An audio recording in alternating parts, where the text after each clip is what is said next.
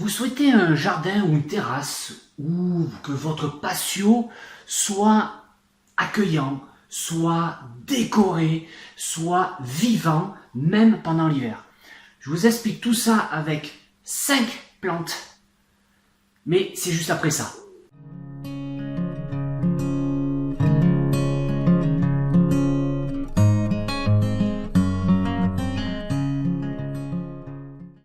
Bonjour à toutes et bonjour à tous, je m'appelle Lilian Fioc et bienvenue sur ma chaîne Lilian, le jardinier de votre âme extérieure. Alors si vous êtes nouveau ou nouvelle sur ma chaîne, songez à vous abonner juste en dessous là, voilà, juste en dessous de la vidéo. Alors, parlons de ces 5 arbustes que je vous propose. Tout simplement, ils vont être décoratifs pendant l'hiver et ensuite ils vont être également nourriciers pour nos petits oiseaux. Alors, c'est super sympa d'avoir des végétaux qui soient décoratifs l'hiver. Pourquoi? Parce que l'hiver, on n'a pas beaucoup de fleurs, les feuillages ont tendance à tomber, il fait gris, il pleut, c'est pas le top. Alors, avec quelques arbustes, avec des baies, comme le Callicarpa Bodinieri profusion. C'est un arbuste, donc un feuillage caduc. Les feuilles vont tomber en fin de période, en fin d'année, et va mesurer à peu près 1,50 m de haut, 1 m de large, et qui a la particularité de vous faire des petites baies violettes en grappe novembre-décembre qui sont magnifiques. Donc sur son bois qui est légèrement gris, vous allez avoir ces petites grappes de fruits violettes très décoratives et super sympas à la fois dans votre jardin ou sur une terrasse. Ensuite, je vais vous parler du Pyracantha. Alors le Pyracantha, connu sous le nom de buisson ardent. Alors là, vous allez me dire de suite, Pyracantha égale piquant. Ben oui, donc c'est une plante que l'on utilise également en haie. Pourquoi une haie plutôt défensive? Pourquoi? Parce que il y a des piquants, ça pique. Je suis d'accord avec vous. J'en ai eu fait pas mal en taille et mes mains s'en souviennent encore. Alors, par contre, cet arbuste est hyper décoratif à la fois au printemps, à l'arrivée des fleurs, des multitudes de petites fleurs blanches. Donc l'arbuste couvre totalement de blanc et ensuite, donc durant arrivée à l'automne, ces petites fleurs vont se transformer en petites baies. Alors il y en a des oranges, des rouges, des jaunes également, donc ça dépend un petit peu des variétés. Juste, je vous conseille la variété Saphir, qui elle résiste beaucoup mieux aux maladies comme la tavelure ou le feu bactérien. C'est une plante qui peut atteindre 3 mètres de haut sans problème, mais qui peut être taillée, qui peut être mis en pleine terre, qui peut être mis en bac. Ce que je conseille, vous pouvez mettre un Pyracantha sur une terrasse. Ce que je vous conseille, c'est que le bas de votre plante, vous allez l'effeuiller, donc enlever toutes les feuilles, toutes les épines, pour le monter en forme de taupière. Alors taupière, c'est donner une forme à votre arbuste. Alors le but d'enlever et d'effeuiller le bas de la plante, c'est de pouvoir éviter de se griffer, de se piquer. Et vous allez donner de la hauteur à votre terrasse, à vos pots, parce que cet arbre est vraiment très décoratif.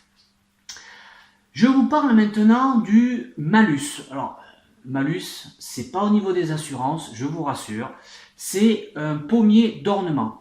Alors, le pommier d'ornement est un arbuste où certaines variétés sont plutôt des arbres, puisque ça peut monter jusqu'à 5 mètres de haut.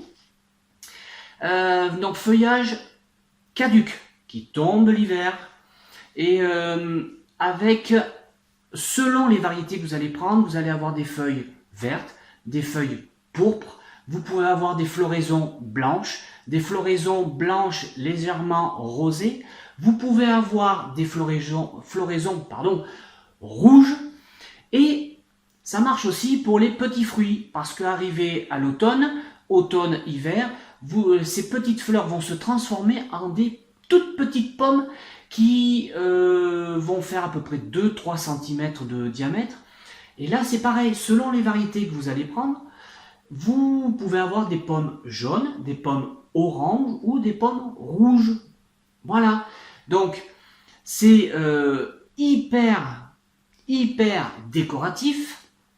Alors, le pommier d'ornement peut être mis en haie, peut être mis en pleine terre, en pot. Il peut être mis en isolé également, parce que vous pouvez le trouver donc chez nos pépiniéristes sous forme de, on va dire, buisson ou cépé. Alors le cépé, c'est quoi? C'est en fait à la base, dès que le tronc sort du sol, vous allez avoir 3, 4 ou 5 grosses branches, on appelle ça les charpentes, et qui vont vous donner un arbre plutôt évasé.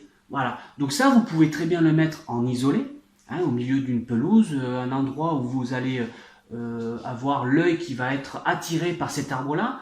Vous pouvez trouver cette plante-là sous forme en tige. Donc là, on prend une seule tige et en haut de la tige, vous allez avoir la plante. Très sympa pour pouvoir mettre après des plantes dessous ou alors aérer vos massifs. Parlons maintenant du bambou sacré, le Nandina domestica. C'est une plante à feuillage persistant qui va, donc le feuillage va évoluer en couleur vers le vert rougeâtre en début d'année et plus vers le cuivré en fin d'année. Vous allez avoir une floraison blanche au mois de juin-juillet et qui, à l'automne, va se transformer en grappe de fruits rouges vifs. C'est une plante qui peut atteindre 1,30 m de haut, à peu près 90 cm de large. Ça va au soleil, pas de souci, ça va très très bien. La variété que je vous recommande, alors après ça dépend un petit peu du feuillage, ça dépend de vous aussi, mais j'aime bien le Firepower. Alors bien sûr que mon anglais n'est toujours pas bon, hein, tout simplement. Donc c'est une plante, donc c'est toujours le Nandina domestica Firepower. Donc c'est une plante qui est un peu plus petite, plus trapue, avec des feuilles un peu plus arrondies, et qui, lui par contre, son feuillage de fin d'année est beaucoup plus rouge, hyper décoratif.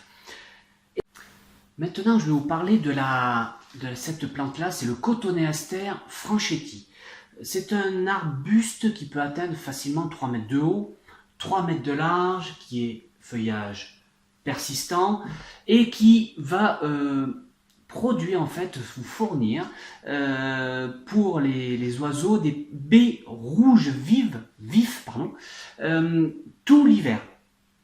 Alors, je vous parle de cette variété-là, de cette espèce-là, parce que c'est la plus sympa, je dirais, à mes yeux, pour un arbuste. Sachant que dans l'espèce, dans le genre, on va dire, Cotonéaster, tous les Cotonéasters, qu'ils soient rampants, arbustifs, vont fournir des baies pour nos oiseaux et pour nous, pour nos petits yeux, pour qu'ils soient décoratifs. C'est une plante, donc le Cotonéaster franchetti, qui est très facile d'entretien, très facile de culture, on va dire, qui peut être taillé comme vous le sentez, comme vous voulez. Ça peut être en touffe, ça peut être en nuage, ça peut être comme vous le désirez. Donc voilà un petit peu ces 5 arbustes qui sont à la fois décoratifs, qui peuvent être un peu surprenants, que ce soit en couleur ou en forme de baie. C'est très sympa. Alors pour obtenir le meilleur effet pour ces plantes, je vous conseille de les planter à au moins 1 mètre d'écart pour que l'ensoleillement soit le maximum pour ces plantes parce qu'elles ont besoin de soleil. Pour toutes ces plantes-là, sauf le Nandina domestica, vous pouvez les planter dans n'importe quel terrain, même calcaire. Le Nandina demande plutôt des sols, on va dire même de terre de bruyère. Mais peut être dans une terre classique pas trop calcaire. Voilà. Donc, pour également en profiter au maximum, quand vous allez les planter, vous allez faire un trou de plantation de 2 fois le volume du pot dans lequel il a poussé. Voilà. Donc vous prenez votre pot, vous prenez en gros la largeur du pot, vous faites 2 fois cette largeur-là, ça vous donne la largeur du trou. Et vous prenez 2 fois la hauteur du pot et ça vous donne la profondeur, tout simplement. Plantez-les à l'automne. Pourquoi à l'automne? Parce que les plantes ont le temps de préparer, de faire leurs racines avant l'arrivée des beaux jours l'année d'après. C'est plus sympa et elles résisteront un peu mieux au soleil. Voilà. Maintenant, c'est à vous de choisir parmi ces 5 plantes, voir si elles peuvent pousser chez vous, s'il y en a une qui peut vous intéresser, qui peut être sympa. C'est à vous de voir. Si cette vidéo vous a plu, songez à vous abonner, c'est juste en dessous de la vidéo. Vous pouvez également me commenter la vidéo à la fois sous cette vidéo sur YouTube. Vous pouvez me suivre sur ma page Facebook, Lilian, le jardinier de votre âme extérieure. Commentez, proposez, si vous avez des photos de votre jardin, de votre terrasse, patio, balcon, si vous avez un souci, quelconque ou une question, vous envoyez et je me ferai un grand plaisir pour vous répondre. Moi je vous dis à la semaine prochaine, profitez bien, bye bye.